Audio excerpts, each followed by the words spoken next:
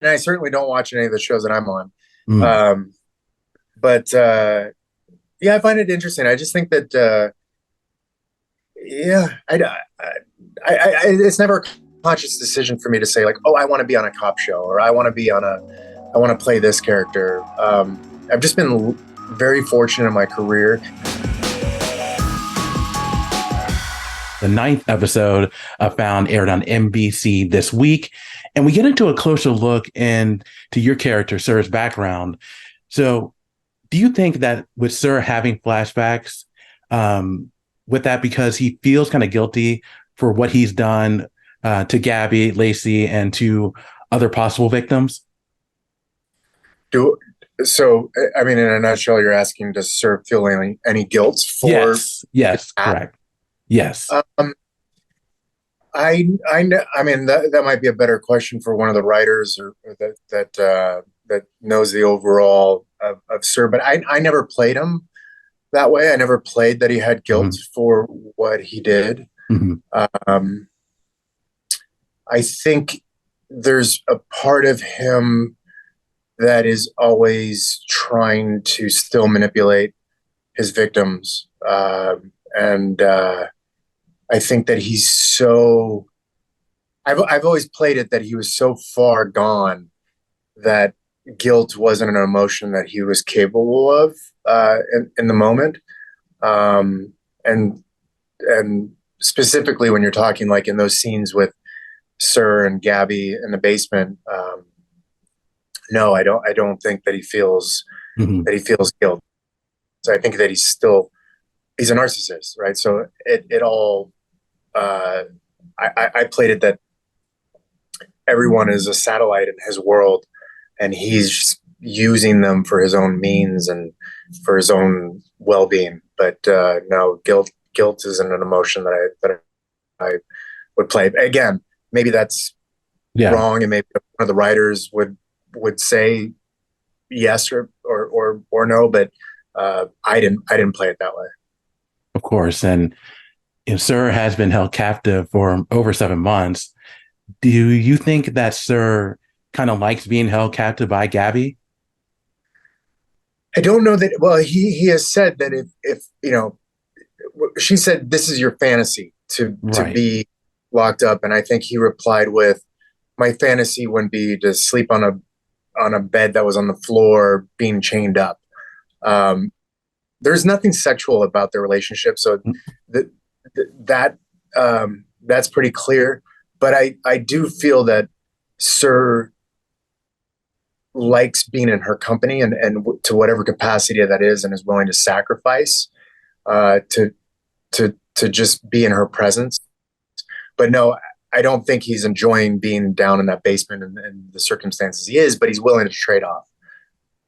So with that, do you think that Sir feels whenever there's another person other than Gabby in the house, there's always that tease that Sir might make some noise. So do you feel that Sir has that urge or will make some noise eventually, knowing that there's other people around? Well, again, it goes back to what Yeah. is he willing to trade off, right? Is he willing to make that noise, and then he knows that their situation, even as dire as it looks, here's a man who's uh, becoming sick down in the basement because the living conditions are so awful. Um, Mhm. but he's willing to push through that just so that he has that connection with Gabby. I mean, yeah, with Gabby. If he were to make noise, all that would go away. And so, is he willing? You know, he's playing this game. It's a game of control. It's a game of manipulation that he's playing with Gabby, and she's playing it in a way as well. She's playing a different game, but in many ways, it's similar. It's just it's a positional chess match. Trying to assert someone's dominance.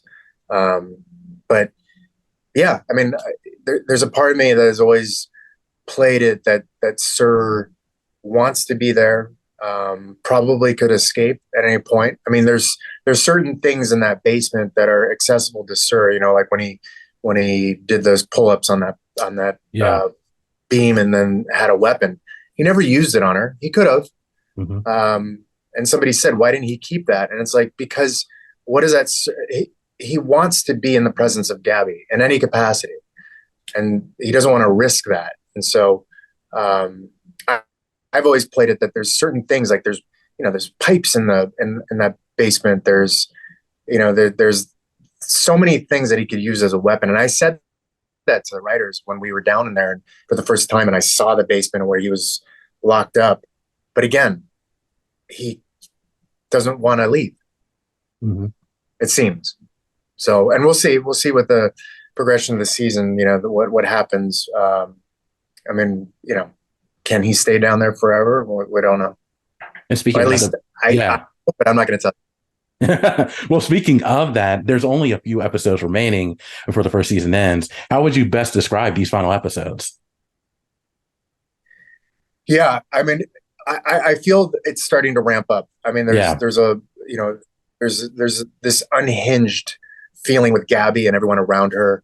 I think it just continues in that direction. It comes to a boil. It's interesting because reading the scripts, we would get the scripts the week before we would shoot them. So we'd be filming episode 8 while I got 9.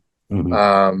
And I was very pleasantly surprised by how the season ends, because you're waiting for this climax to happen, and it definitely gets there, but it doesn't come at the very final episode. I feel like the climax comes a little bit before, because we want to deal with what happens after the climax, and allow the audience to kind of not wait till next season. We don't just drop a bomb and then just walk away. There's a big moment that's going to happen in the show, and then I believe it's episode 11 and 12. I could be wrong, or 12 and 13, but we deal with it, and we go even further. It just continues to go. It's such a great piece of writing and storytelling that and 𝐒𝐏𝐺 is as exposed. It's really going to be dynamic for our audience. For your character, you work closely with Shola Hampton throughout the season. Shola obviously plays Gabby. So how was it working with her for an entire season? Yeah, my scenes are basically one day with Shola, and we do all the basement scenes every day. And then one day is with Azaria Carter, who plays young Gabby. And both of them are equally brilliant, and such great actors, and different processes. Shola is just this bright beacon of energy. Mm. And then she just turns it on to, what we're doing in the scene. And then the minute they say cut, she's just, again, singing and dancing and light and bright. So she's just an amazing person to act opposite. We're constantly volleying back and forth. The scenes feel very fluid. We never really rehearse them all that much. She's very prepared, as am I, and we just have this great. She's a great dance partner. Mm-hmm. Absolutely, and earlier you talked about how you played your character. So, what's been the most challenging part about playing Sir? I'd say that the most challenging thing for me is just finding the right line to toe. You never know how far you want to go with playing. I mean, in all intents and purposes, he's a villain. Yeah. And so how far do you want to take that? Do you want him to be, and I don't think it's their intention, but I could make Sir very unlikable because he's a despicable person and what he's done in the past. But we've chosen to give him other colors, and it can be challenging to find those colors sometimes, because it's really awful, the things that he's doing. But I think that's the biggest challenge, is just trying to not make him, and it's not written that way, but trying to find the layers and giving him more levels and colors than just a one note, bad guy. Um, yeah, because it'd be very easy to just play him and just be awful all the time. But I think we've done a good job of. I mean, sometimes you feel sorry for Sir, and you probably should, and that kind of makes people uncomfortable, and that makes for good television. It absolutely does. And earlier this year, NBC announced that originally Found was supposed to be a mid-season replacement, supposed to air in February, but they made the decision to move it to the fall schedule, which is a big deal. So what was your reaction when you learned that Found was going to be part of the fall lineup? At first I was disappointed because, you've been working on this project, you want people to see it. And we had our date and we were excited about it. And it was the build up to that. And then as it sat there for a while, I felt very proud to be a part of, excuse me, I felt very proud to be a part of NBC's, sorry about that. I want to make sure. There we go. Yeah. I wanted to be it's interesting. I saw you had a picture the entire time, right? Yeah, I did. Down. Yeah. Okay. But I was proud to be a part of NBC's primetime lineup. I mean, to be pulled up to that and to understand that NBC was doing this because of their love for the show and they saw something in it, made us feel really good that the work that we were doing was going to be noticed. So with that, do you believe there will be a second season of Found? Now, of course, that's ultimately up to NBC, and we'll probably find out in the next few weeks. But do you think there will be a season 2 of Found? I sure hope so. I mean, I would love to go back to work and continue telling this story, because I would love to see what's going to happen with Gabby and the rest of the cast and Sir, and see what the journey is going to be, and understand, what �NKG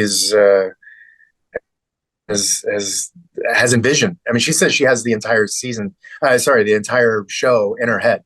So I would love to know, what happens to all these characters, and I think we've built something here that the audience seems to respond to. I never sign on to do shows for one and dones. I always sign on for things because I want to do 5 to 7 to 10 years on things, and I'd love for that to happen to this show. Of course. And when it comes to your career, you've been in your share in procedural, crime, legal shows like NYPD Blue, Franklin Bash, Will Trent. You were in a few episodes of that, and now Found. Do you enjoy working on shows that focus on just solving a crime or mysteries? I don't watch those type of shows. It's interesting. Okay. I don't watch, I certainly don't watch any of the shows that I'm on. But I find it interesting. I just think that, it's never a conscious decision for me to say, like, oh, I want to be on a cop show, or I want to play this character. I've just been very fortunate in my career. This project was no different than some of my others, where I was approached to play a character, and for someone like �NKG to give me the opportunity to play this character and have me in mind means a lot. And I still feel so fortunate and just gracious that I'm still in this business, and I'm still being approached to play roles that I'm proud of and are still a challenge. Absolutely. Well, I'm looking forward to the final episodes of Found Season 1. Mark-Paul, thank you so much for your time. I really do appreciate it. Continued success to you, and happy holidays.